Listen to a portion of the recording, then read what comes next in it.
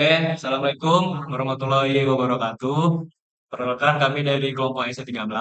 Sini kami akan mempresentasikan proyek based learning kami pada semester 2 dengan judul Digital Line Follower Robot. Dengan saya di sini Akbar Farifi dengan NIM 4242301027. Dan saya Irfan Effendi dengan NIM 4242301028. Baik, di sini langsung saja kita ke definisi daripada digital follower robot itu sendiri. Ini merupakan robot yang dirancang untuk mengikuti garis yang berubah seperti lintasan dan untuk pemrosesan data sensor dan untuk mengontrol pergerakan motornya itu akan dilakukan oleh microcontroller. Lalu di sini ada juga komponen utamanya selain Arduino microcontroller tadi yaitu ada optical sensor yang berfungsi untuk mendeteksi jalur yang akan dilintasi oleh robot itu sendiri. Jalur yang akan dilintasi di sini itu berwarna putih. Nah, data-data yang deteksi oleh daripada optical sensor ini akan dikirim ke Arduino. Nah, jadi dari Arduino itu akan dikirim lagi ke driver motor DC untuk pengeksekusian gerak motor DC-nya. Nah, jadi pada intinya driver motor DC ini memastikan daripada komunikasi antara driver motor DC dan Arduino-nya itu berjalan secara aman dan memberikan kontrol pada robot line follower digital ini lebih presisi dan lebih akurat. Nah, lalu di sini ada komponen dan bahan yang digunakan. Di sini ada motor DC, gearbox, dan roda sebagai outputan untuk pergerakan robotnya. Di sini ada modul L298N sebagai driver motor DC-nya. Ada Arduino Nano sebagai microcontrollernya. Ada spacer untuk memberikan ruang antara lantai 1 dan lantai 2 pada desain akrilik kami. Nah, di sini ada optical sensor yang sudah saya jelaskan tadi untuk pendeteksian jalurnya. Lalu ada baterai dan holder sebagai powernya. Ada akrilik untuk tempat pemasangan komponennya dan roda flywheel untuk roda depannya. Nah, di sini juga ada desain pemotongan akrilik kami. Ini untuk lantai satunya berukuran sekitar 125 mili kali 165 mili. Nah, lalu di sini ada juga tempat untuk driver motornya berukuran 37 mili kali 37 mili. Ada juga untuk tempat Arduino Nano-nya beserta shieldnya yaitu 28 mili kali 48,3 mili. Nah, lalu di sini juga kami menempatkan untuk seperti penyangga untuk gearbox-nya. Jadi penyangga yang di sini akan dimasukkan ke dalam lubang sini. Nah, ini berfungsi untuk penyangga, seperti yang sudah saya bilang. Jadi untuk gearbox kami itu bisa dibongkar pasang ketika mungkin ada masalah kerusakan pada gearboxnya. Sini ada aksesoris dan sini juga ada lantai duanya untuk tempat menaruh baterai holdernya. Sini ada juga untuk spacernya berjarak 105 mili dan 65 mili. Sini juga ada untuk lantai satunya. Ini ada untuk aksesoris juga. Untuk lantai duanya itu berukuran 119 mili kali 124 mili. Nah, lalu sini ada proses untuk pemotongan laser akriliknya. Kami menggunakan laser cutting. Kami lakukan di gedung Teknopreneur. Dan untuk hasil pemotongannya kira-kira seperti ini. Untuk penyangganya. Nah, ini untuk desain mekanikalnya. Nah, kurang lebih akan desain akhirnya akan seperti ini. Eh, jadi untuk yang berwarna merah ini adalah driver motornya. Dan yang berwarna biru itu adalah Arduino Nano-nya. Oke, lanjut. Untuk desain akhir robotnya kira-kira seperti ini. Kami ada sedikit penambahan di bagian switch on off-nya. Jadi bisa dihidupkan dan dimatikan. Dan ini juga sudah di wiring. Kira-kira seperti ini. Nah, lalu ada wiring rangkaian yang akan jelaskan oleh saya. Kemudian untuk wiring sendiri kurang lebih seperti ini terdapat 3 buah baterai sebagai power. Kemudian ada driver motor L298 dan microcontroller yang dipakai adalah microcontroller Arduino Nano beserta shieldnya. Dan sensor yang dipakai adalah 6 buah sensor cahaya dengan menggunakan fotodioda. Setelah itu, untuk power dari baterai sendiri akan masuk pada pin VCC dan GND pada driver motor. Dan untuk power dari optical sensor dan microcontrollernya akan diambil dari pin 5 volt dan GND pada driver motor. Kemudian untuk pin input dari sensor ini akan masuk pada pin Arduino. Untuk sensor 1 akan masuk pada pin 2, sensor 2 akan masuk pada pin 3, sensor 3 akan masuk pada pin 4, sensor 4 akan masuk pada pin 5, kemudian sensor 5 akan masuk pada pin 8, sensor 6 akan masuk pada pin 9. Kemudian untuk pengontrolan driver motornya sendiri akan memakai pin untuk enable-nya akan masuk pada pin 10, kemudian in satunya akan masuk pada pin 7, kemudian in 2-nya akan masuk pada pin 6. Kemudian untuk enable B-nya sendiri akan masuk pin 11, kemudian pin 3-nya akan masuk pin 13, dan pin 2-nya akan masuk pada pin 12. Yang harus diperhatikan pada pin ini hanya pada enable A dan enable B harus masuk pada pin PWM. Kemudian setelah itu ada proses wiringnya, kami melakukan wiring sesuai yang sudah disebut tadi, seperti ini. Nah, setelah wiring kami akan melakukan kalibrasi sensor untuk memastikan pendeteksian sensor itu bekerja dengan baik dan sesuai, agar lebih mudah untuk nanti menentukan program untuk menentukan aksi dari robotnya sendiri. Nah, jadi untuk programnya kira-kira seperti ini. Ini untuk pendeklarasian pin-pin pada wiring tadi yang sudah kami rancang. Terus ini ada setup untuk deklarasi input outputnya. Dari yang berupa sensor tentu akan menjadi input, dan untuk pengontrolan driver motornya itu berupa output. Nah, lalu di sini pada void loop kami mendeklarasikan sensor-sensor ini untuk pembacaannya itu digital, jadi berupa nilai satu atau 0. Nah, jika dia mendeteksi jalur putih, maka dia akan bernilai 0. Dan jika dia mendeteksi jalur hitam, maka dia akan bernilai satu. Nah, di sini juga ada variabel belok kanan dan belok kiri. Di sini berguna untuk pada ketika robot itu bertemu dengan persimpangan.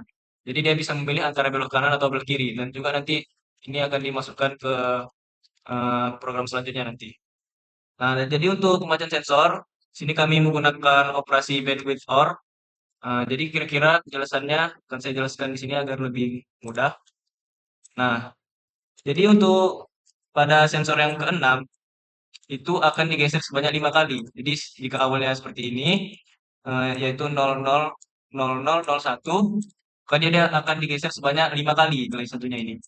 Nah, jadi dia misalnya dari satu ini akan digeser ke sebelah kiri sebanyak 5 kali. Jadi dia akan bergerak satu, dua, tiga, empat, lima, sehingga nilai satunya akan berada di paling kiri. Dan juga ketika dia bergeser, maka posisi yang ditinggalkan oleh nilai satu ini akan digantikan dengan biner 0. Begitu juga dengan sensor-sensor yang lainnya. Seperti ini dia akan bergeser sebanyak 4 kali. Satu, dua, tiga, empat. Akan berada di posisi ini. Nah, setelah semua sensor ini sudah membaca, maka akan dilakukan operasi bandwidth OR. Di sini seperti contoh dia membaca semua jalurnya, maka semuanya akan dijumlahkan sehingga menghasilkan nilai 1111. Nah, hasil akhir dari operasi bandwidth OR ini akan dimasukkan ke variabel sensor dan akan dicek nantinya oleh percabangan switch case yang akan dijelaskan oleh rekan saya. Dia masuk pada percabangan switch sendiri, yang diperiksa adalah variabel sensor, akan sesuai pada kondisi case yang mana saja, untuk menentukan aksi dari robotnya nanti. Kemudian pertama di sini ada case untuk pada kondisi jalur atau sensor mendeteksi jalur putih semua, di mana akan bernilai 0 semua, dan aksi yang kami berikan adalah untuk PWM kanan dan kiri itu bernilai 0. Setelah itu ada lagi case yang mana sensor mendeteksi jalur hitam semua, dan sensor mendeteksi jalur nilainya satu semua. Kemudian aksi yang kami berikan adalah PWM kanan dan kiri itu bernilai 50. Ini berguna nanti apabila sensor sudah memasuki jalur putus-putus. Setelah itu ada 4 buah case ini, yaitu kondisi yang mana robot ini akan maju ke sebelah kiri. Pada kondisi di lintasannya sendiri, robot ini berada pada kondisi sedikit sedikit serong ke sebelah kanan. Otomatis dia akan menyesuaikan ke balik ke jalur, maka robot akan maju sedikit ke kiri. Yang mana untuk aksinya, PWM motor sebelah kanan akan lebih besar dari PWM sebelah kiri, di mana PWM sebelah kanan akan bernilai 100 dan PWM motor sebelah kiri akan bernilai 80. Kemudian kami bisa menambahkan variabel belok kiri menjadi bertambah satu. Ini akan berguna nanti ya apabila robot sudah memasuki persimpangan. Kemudian di sini ada 4 buah case juga, itu case robot maju kanan. Ini hanya kebalikan dari eh, case robot maju kiri tadi, dan aksinya hanya kebalikannya, yaitu PWM sebelah kiri lebih besar dari PWM sebelah kanan. Maka robot akan maju ke sebelah kanan. Kemudian kami juga menambahkan variabel belok kanan ini bertambah satu. Setelah itu ada lagi dua buah case, 110011 dan juga 10001, yang mana kondisi case ini yaitu robot maju dengan sensor tengah. Yaitu pada kondisi ini robot itu lurus terhadap jalur. Maka aksi yang kami berikan adalah PWM sebelah kanan dan sebelah kiri bernilai sama yaitu 100. Setelah itu ada lagi case yang mana robot ini akan belok ke sebelah belok kanan patah dan belok kiri patah. Yang mana kurang lebih case-nya seperti ini, yaitu ada 1111110, ada 1111100, 1110000, 1100000, 1000. Di mana pada kondisi ini yang diperhatikan adalah ini, sensor paling pojoknya akan mendeteksi jalur. Misalnya belok kanan, maka sensor paling kanan ini mendeteksi jalur dan sebelumnya juga deret, dia akan mendeteksi jalur. Maka pada kondisi ini robot akan belok patah. Kemudian untuk aksi sendiri, kami memberi nilai PWM motor sebelah sebelah kanan itu bernilai 70 dan motor sebelah kiri bernilai 100.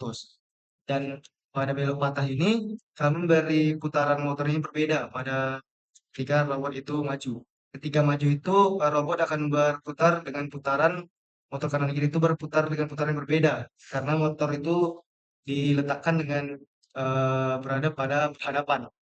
Otomatis agar maju, motor itu harus berputar dengan putaran yang berbeda. Namun pada belok patah, kami akan memberi putaran itu yang sama. Otomatis aksi dari robot itu kurang lebih seperti dia akan berputar. Kemudian untuk belok patah kiri juga sama, hanya kebalikan dari motor case dari robot belok kanan. Kondisinya juga kebalikannya saja dan aksinya juga kebalikan. Yaitu PWM motor sebelah kanannya akan lebih besar dari PWM motor sebelah kiri. Kemudian ada juga lagi case dengan kondisi robot itu peluang persimpangan kiri, yang mana kondisinya robot sudah berhasil pada persimpangan, namun pendeteksian sensor ini dia dominan terhadap untuk memilih persimpangan kiri. Dan untuk aksinya sendiri kami memberikan aksi PWM motor sebelah kanan bernilai 90 dan PWM sebelah kiri bernilai 0. Maka pada kondisi ini robot akan memilih persimpangan untuk belok kiri.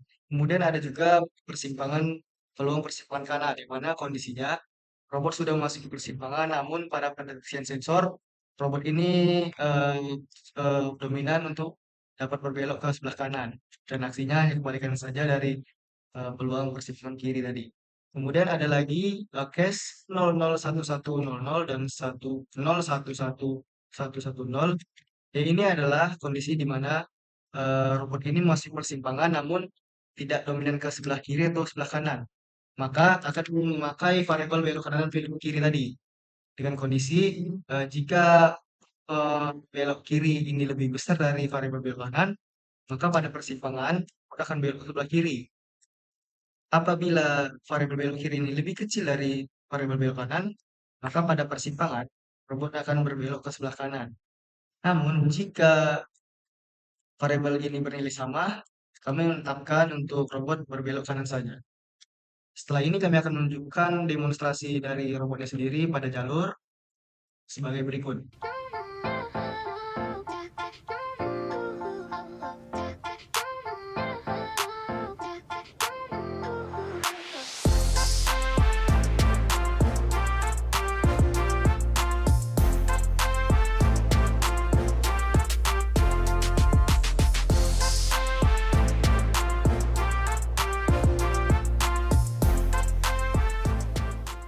Oke, cukup sekian dari kami. Kurang lebihnya kami mohon maaf. Wassalamualaikum warahmatullahi wabarakatuh. Terima kasih.